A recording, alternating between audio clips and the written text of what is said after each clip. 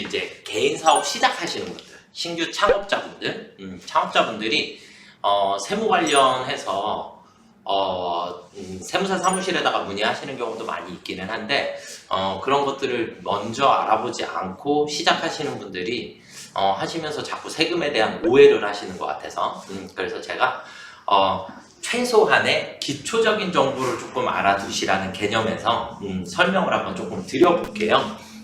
그래서 뭐라 할까, 신규 세무관리.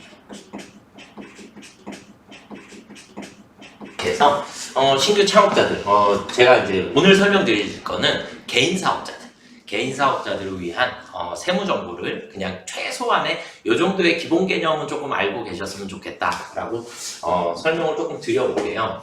그래서 신규 창업자, 새로 사업을 시작하시는 분들, 혹은 기존에 사업을 영위하고 계시는 분들도 상관없어요. 그래서 이제 제가 오늘 설명드릴 부분은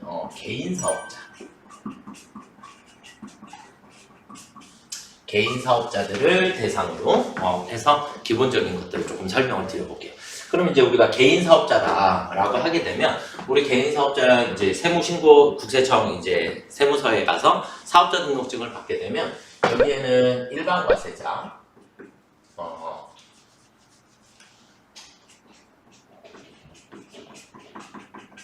일반 과세자가 있고 그 다음에 간이 과세자가 있어요.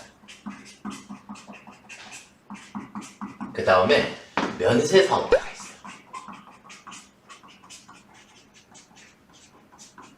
이렇게 세 명을 놓고 볼 건데 세 가지 종류로 우리가 일반 과세자들은 일반적으로 우리가 그냥 도소매업을 하는 소매업이다 그러면 물건을 사다가 판매하는 자들을 우리가 일반 과세자, 간이 과세자도 똑같은데 간이 과세자는 매출이 조금 적은 업종을 얘기를 해요. 그래서 전년도까지는 4,800만 원, 1년간의 매출 총액이 4,800만 원 이하였는데 이제 올해서부터는 8천만 원으로 얘가 조금 바뀌게 돼요. 바뀌게 돼서 간이 과세자는 조금 다음 시간에 제가 설명을 한번 좀 드리고 면세 사업자라고 있어요. 제가 대표적인 면세 사업자 학원 같은 경우 그리고 그 다음에 또 예를 들자면 면세 사업자의 대표적인 데가 꽃집 이런 데들을 우리가 면세 사업자다라고 얘기를 하게 되는데 이 면세 사업자는 간단하게 먼저 개념 하나를 설명해 드리면 면세 사업자는 부가세와 관련이 없는 사업자를 면세 사업자라 그래요. 그러니까 면세 사업자는 부가세랑 상관이 있다 없다? 없다. 부가가치세를 우리가 VAT라고 얘기를 하는데 부가세랑 관련이 전혀 없는 자예요. 그러니까 팔 때도 부가세를 안 받죠. 그렇게 되는 개념이고 그 다음에 다른 부가세를 내고 물품을 구입하는 경우에도 그 매입세액을 공제를 못 받게 돼요. 그래서 면세 사업자는 부가세랑 전혀 상관이 없는 사업자다 이렇게 알아두시면 되겠고 간이 과세자는 업종별 부가가치율이라는 게 따로 있어서 계산이 조금 달라지는데 오늘은 일반 과세자에 대해서 조금 설명을 자세히 드려보도록 하겠습니다.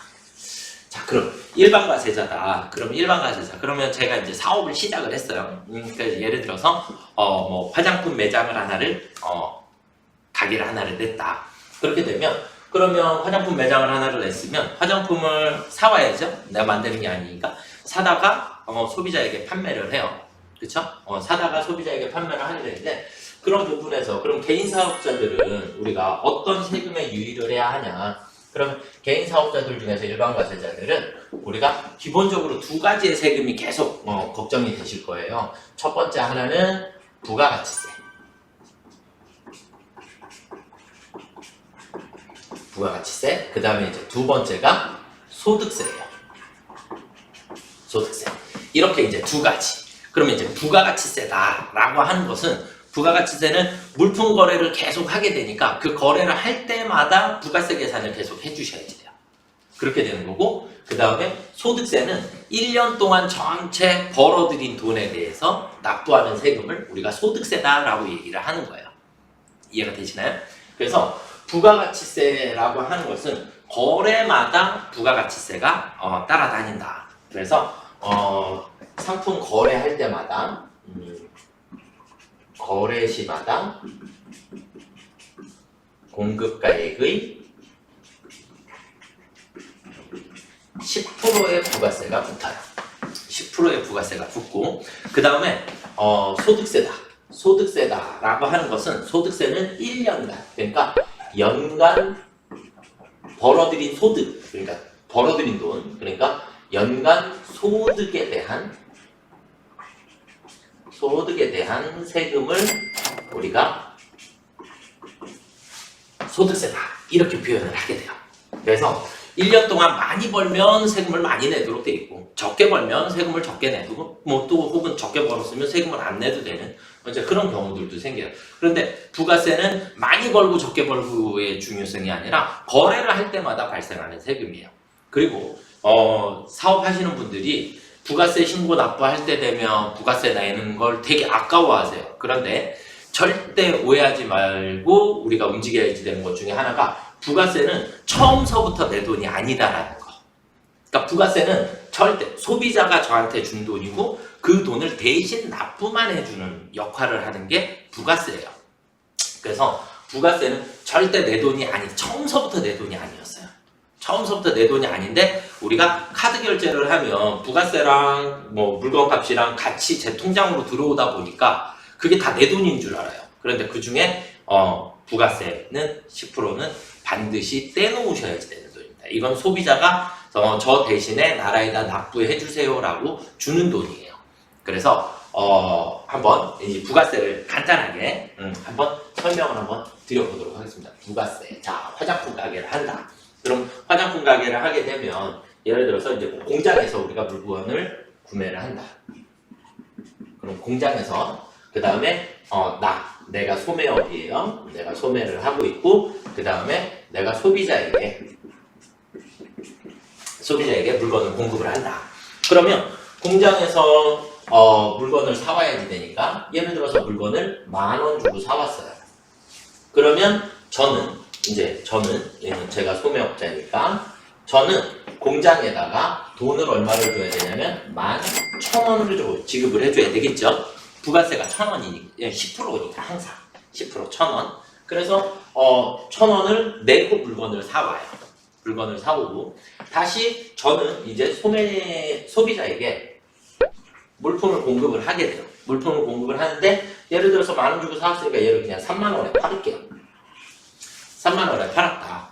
그러면 30,000원에 팔면 소비자로부터 얼마를 받게 돼요? 33,000원을 받겠죠. 부가세가 10%니까. 이해되시죠?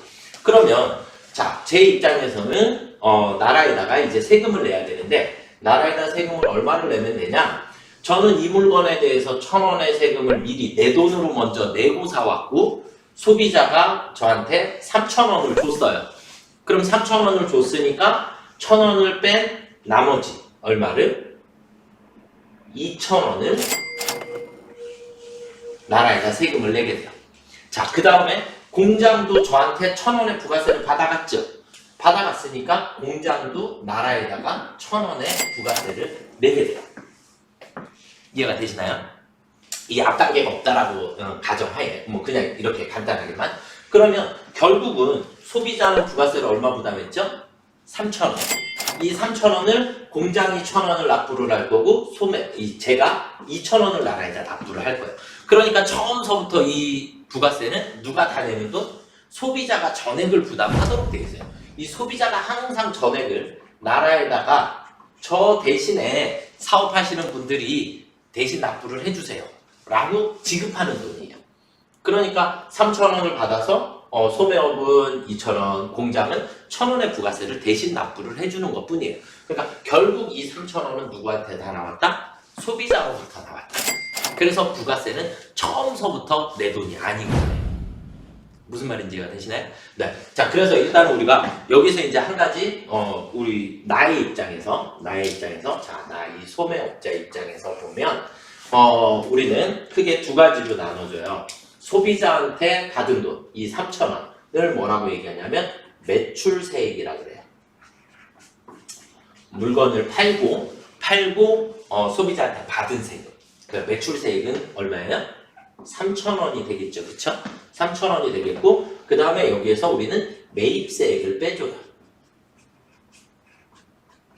매입세액. 그러니까 내가 이 물건을 살 때 먼저 1,000원이라는 돈을 먼저 지급을 하고 샀죠. 그렇죠? 그래서 매출세액에서 매입세액을 빼고 난 나머지 납부세액, 나라에다가 내야 하는 돈은 2,000원을 제가 납부를 하면 돼요. 나머지 1,000원은 공장이 납부를 해줄 거니까. 그러니까 사업자마다 이렇게 다 나눠. 이게 단계가 많아지면 많아질수록 어떻게 돼요? 최종 소비자가 전액을 부담하는데 제일 앞에서 조금 내고 해서 그 돈이 다 채워져요.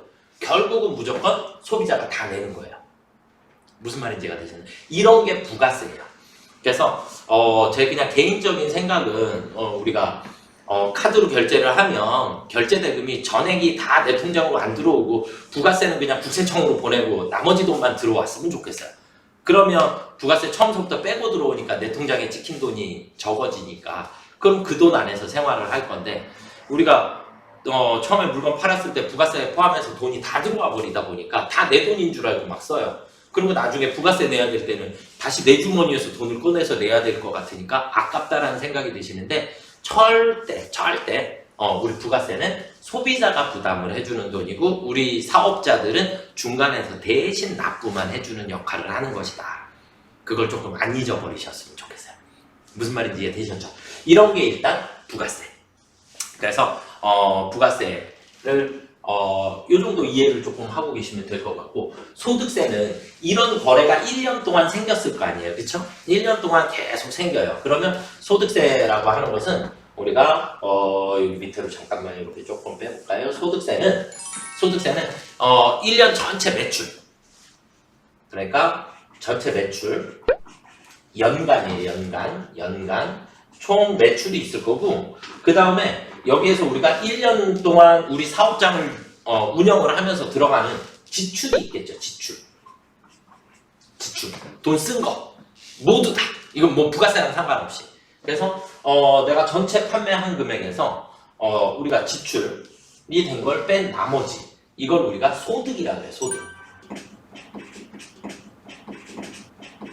그럼 이 소득 금액에 대해서 나라에다가 세금을 내는 거예요. 이해가 되셨나요? 그런데 이제 이 소득 금액에서도 이제 각종 공제 같은 것들을 이제 또 따로 또 받아요.